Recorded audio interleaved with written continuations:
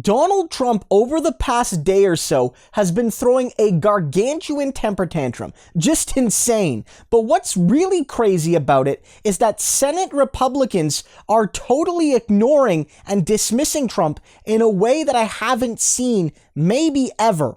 This is related to infrastructure.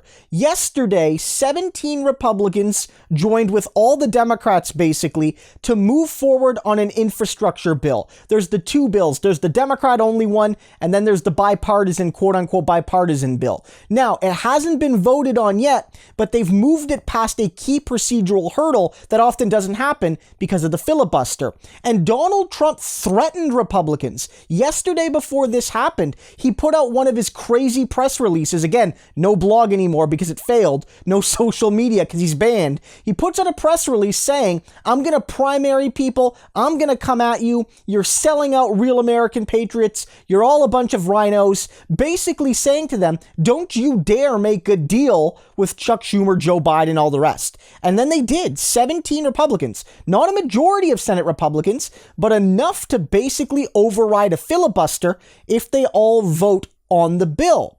And today, Donald Trump increased his temper tantrum when he said, under the weak leadership of Mitch McConnell, Senate Republicans continue to lose. He lost Arizona. He lost Georgia. He ignored fraud, and he doesn't fight. Now he's giving Democrats everything they want and getting nothing in return. No deal is better than a bad deal. Fight for America, not special interest in radical Democrats. Rhinos are ruining America right alongside communist Democrats. First of all, none of the Democrats are communists. If anything, this deal is far too conservative. Like, the reality is there's already a better deal. That's the Democrat-only one. This bipartisan one is woefully inadequate. $550 billion, not nearly enough. So if anything, it's far more a Republican deal than a Democratic deal, if we're being honest.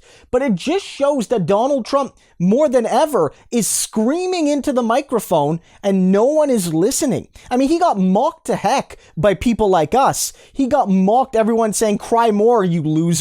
Like, everyone just ripping him apart for this. Journalists like Aaron Rupar saying, just before the vote, former President Donald Trump released a statement calling it a terrible deal and telling Republicans they look weak, foolish, and dumb for supporting it. 17 Republicans voted for it anyway, including some people like Lindsey Graham. Like, some of these people are Trump sycophants, or at least were, probably still are, but they wanted to support this because, for whatever reason, they think it's actually good legislation for their communities, for their political careers, to make it look like they're trying to work, at least sometimes, with a Biden administration that is far more popular than the Trump administration ever was. Blah, blah, blah. It doesn't matter. They just took a recommendation from Trump, crumpled it up, and threw it in the trash. And I think this has to do with what we saw yesterday and the day before.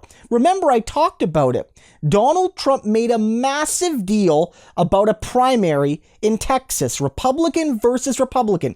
He made a pick. He spent $100,000 and more on ad buys from his own PAC money to help his candidate. He recorded specialized robocall messages for her to go out to Republicans in the area, and they still lost. They lost by a healthy margin, and they got out fundraised 2-1. And there's a growing sense that you do not need to follow Trump all the time in the Republican Party. Now, none of this is defending Republicans. Many of those Republicans in the Senate, many of those Republicans in the House, governors like Ron DeSantis, are just as evil as Trump, but maybe more competent. None of this should ever be taken as a defense of any Republican.